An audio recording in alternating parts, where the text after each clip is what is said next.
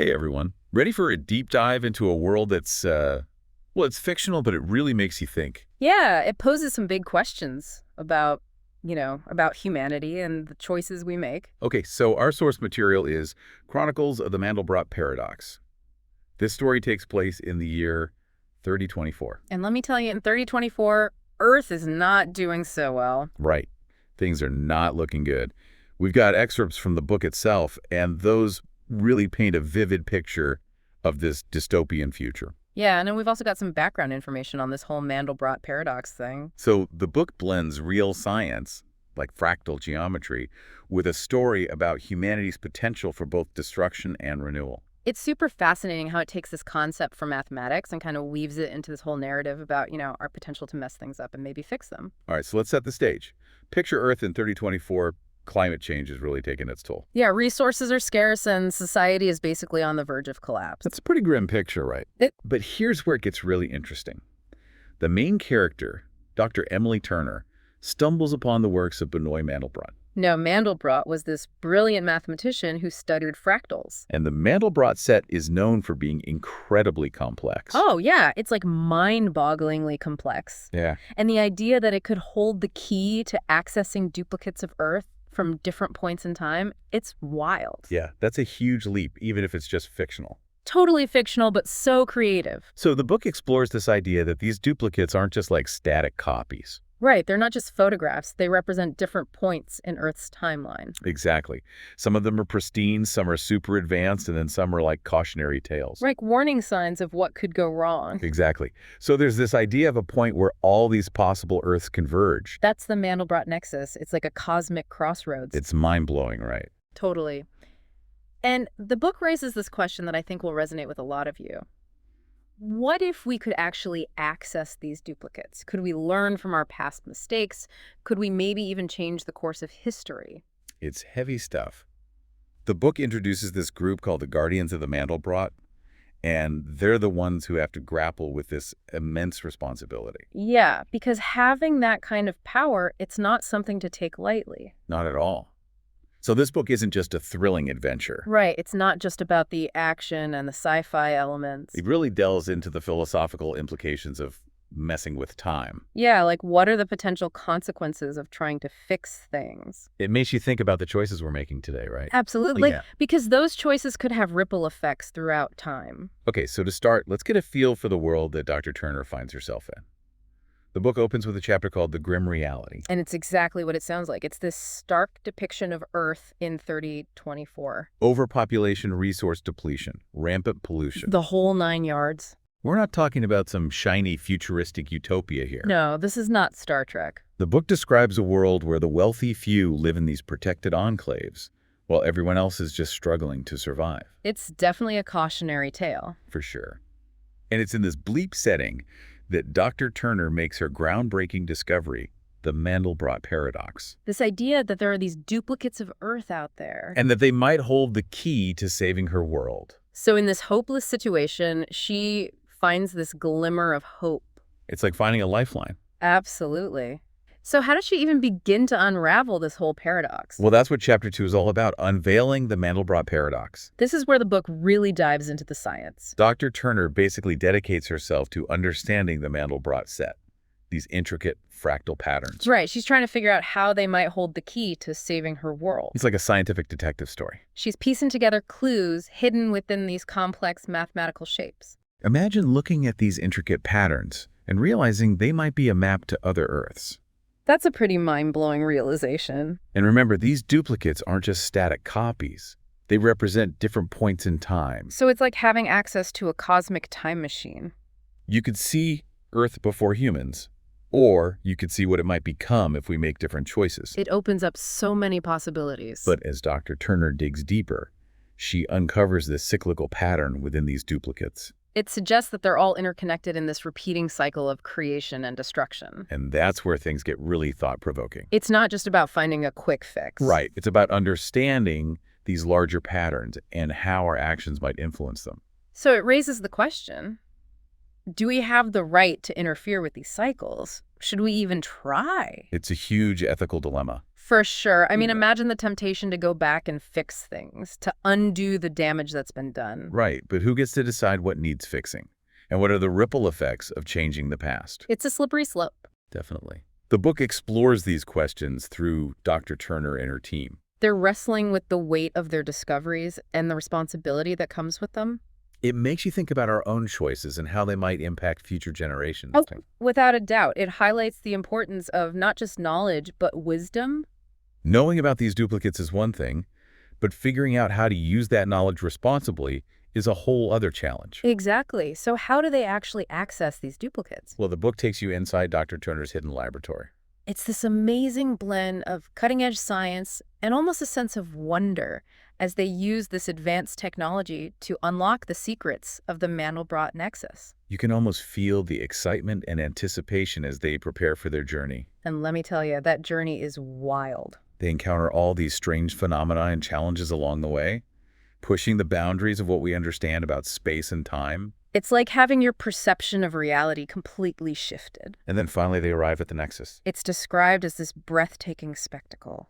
a point where duplicates of Earth from different points in time are all coexisting, overlapping, and interacting in ways that defy explanation. It's like looking into the heart of a cosmic kaleidoscope. All right, so last time we left off with Dr. Turner and her team, they were right at the edge of the Mandelbrot Nexus. That mind-blowing convergence point for all those different Earths. So what happens when they actually step into this cosmic crossroads? Well, Chapter 4, Journey to the Mandelbrot Nexus, that's where things really start to heat up. It's not just about finding a quick fix for their Earth's problems anymore. Right, it's about understanding this crazy, complex web of interconnectedness across time and space. It's like stepping into this library of every possibility you could imagine. The book describes it as this dazzling display where you have duplicates of Earth from across all of time, all coexisting. Each one is like a snapshot of a different path that humanity could have taken. And the Guardians, they're not just passive observers. They have to figure out how to navigate this whole landscape. Right? How to interact with the Nexus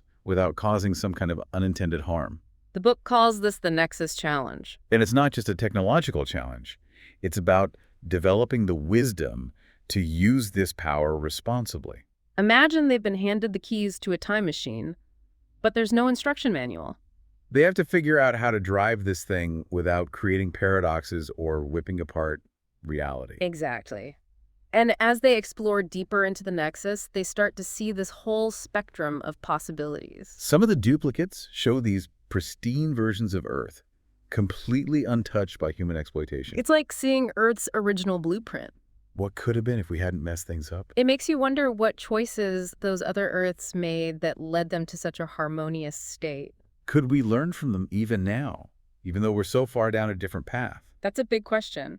The book explores that by showing you these pristine Earths in contrast to duplicates that have basically self-destructed. Right, some are totally ravaged by environmental collapse, others by social unrest or runaway technology. It really drives home the point that every choice we make has consequences. And those consequences can stretch across time. The book doesn't shy away from those difficult questions. It makes you confront the potential darkness within humanity. The choices that can lead to destruction.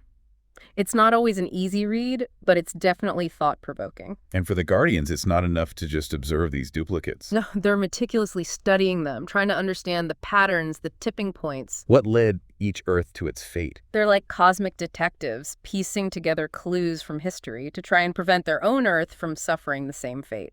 So imagine having access to all those alternate histories, all those glimpses into what could have been. It would be awe-inspiring and terrifying at the same time. And the book really captures that sense of wonder and that immense responsibility. Chapter 5, Echoes of Past and Future, is a perfect example. It takes you on this journey through several different duplicates. Each one offering a unique perspective on humanity's potential. There's one where technology has advanced to the point where humans and machines have merged together. Blurring the lines between biology and technology. But it's not presented as some utopia. It raises questions about what it even means to be human. Whether progress always leads to a better life. Right, because sometimes progress comes with a cost. It's like the book is reflecting our own anxieties about technology and how fast things are changing. Absolutely. Then there's another duplicate where humans have achieved this seemingly perfect ecological balance. Living in harmony with nature. But even that utopia has its challenges. It explores that tension between individual freedom and collective responsibility. The sacrifices that might be required to maintain that harmony. So is there a perfect path? Or is it always about finding some kind of balance? Navigating the complexities of progress and sustainability. Yeah, because we want to move forward, but we don't want to destroy ourselves in the process. Exactly. And the book doesn't offer easy answers, but it does encourage us to wrestle with those questions. To think critically about our choices and the world we're creating. And I think that's one of the book's biggest strengths. It's not just escapism. It's about prompting us to think about our own lives and our own impact on the world. So speaking of choices, the Guardians eventually have to make this daunting decision. They have to go back to their own Earth and try to implement what they've learned.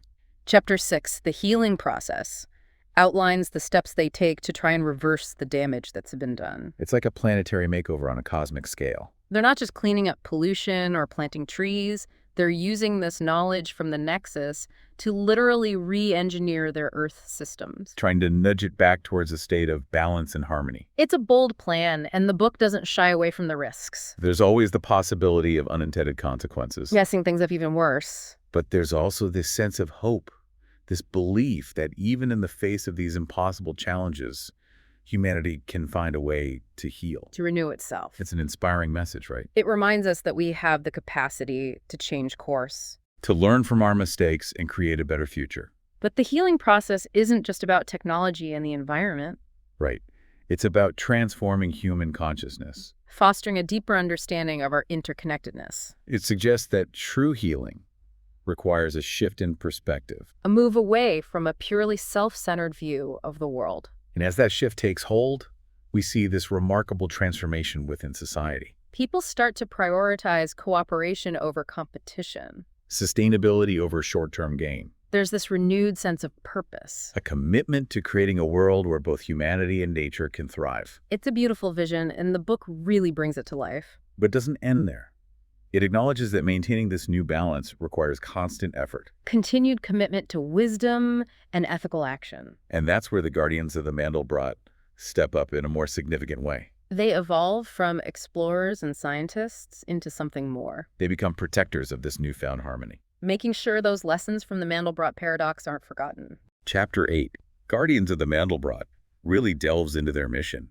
The challenges they face as they work to safeguard this fragile balance, not just on Earth, but across the cosmos. They become mentors and guides, sharing their wisdom with other civilizations. Helping them to face their own challenges and find their own paths towards a sustainable future. It's an inspiring vision of leadership. One that emphasizes wisdom, collaboration, and respect for the interconnectedness of all things. But the book also acknowledges that the journey is never really over. Right. There will always be new challenges, new temptations. To fall back into those old patterns of destruction. Chapter 9. A New Beginning explores this ongoing struggle. Highlighting the importance of vigilance. And the willingness to learn from both our successes and failures.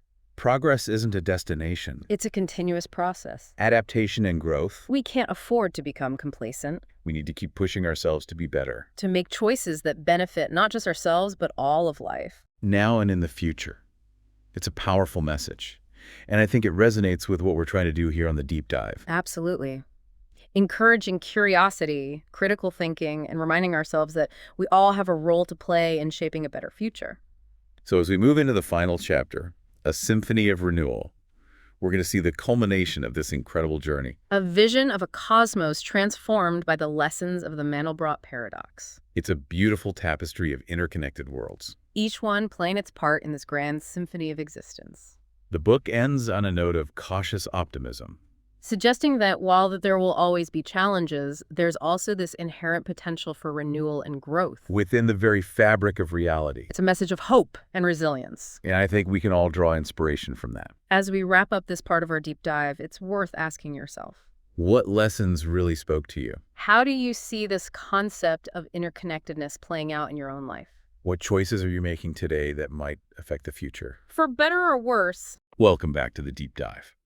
We've been exploring this really thought-provoking book, Chronicles of the Mandelbrot Paradox. Yeah, we've seen Earth in pretty bad shape, explored these mind-bending duplicates, and even glimpsed a path towards healing. And now in the final chapter, a symphony of renewal, It's time to bring it all back to you. Right, because even though this book is set in the future, it asks some really important questions about the choices we're making right now. Exactly. So think of this last chapter as a kind of thought experiment, a way to reflect on everything we've learned and how it applies to our own lives. The chapter starts with this incredible sense of awe and wonder. Imagine a whole cosmos transformed by the lessons of the Mandelbrot Paradox. The Guardians have shared their knowledge with other civilizations, and it's created this tapestry of interconnected worlds. Each one adding its own unique melody to this symphony of existence. It's beautiful, isn't it? It really is. A universe where cooperation and understanding have replaced conflict and exploitation. But the book also recognizes that this harmony is fragile. Yeah, it takes constant work to maintain it. It's like that cyclical nature of the Mandelbrot Paradox. Progress isn't a straight line, it's a spiral. We might move forward, but the same challenges, the same temptations can always come back in different forms. So even in this seemingly utopian future, the possibility for destruction is still there. The guardians are still needed, not just as protectors, but as guides and mentors. Reminding everyone of those lessons learned and the importance of staying on a sustainable path. Wisdom isn't something you achieve. It's an ongoing journey. We have to keep learning, keep adapting, keep questioning our assumptions. What we think progress is and what really makes for a good life. And what I found really interesting in this final chapter is the emphasis on individual responsibility. Even with the guardians leading the way, the book says that each person has a role to play in keeping this cosmic harmony. Like it's saying, okay, you've seen what's possible, now what are you going to do with that? How are you going to contribute? It's a call to action. But it's also empowering because even our smallest choices can have a ripple effect. They can influence this larger web of interconnectedness. So as we wrap up our deep dive into the Chronicles of the Mandelbrot Paradox, I will leave you with some questions to think about. What does interconnectedness mean to you in your own life? Where do you see those connections, those ripple effects playing out in your own experiences? What lessons from this book really resonated with you? Was it the importance of learning from the past? The idea that progress needs both wisdom and vigilance. Or maybe something completely different? Whatever it is, I encourage you to hold on to those insights. Let them guide your choices, your actions, and your interactions with the world.